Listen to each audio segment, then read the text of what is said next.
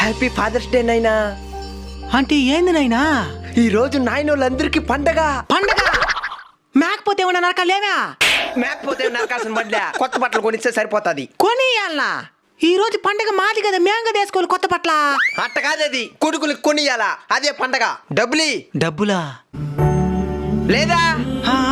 ఉండదు నైనా. ఇందా.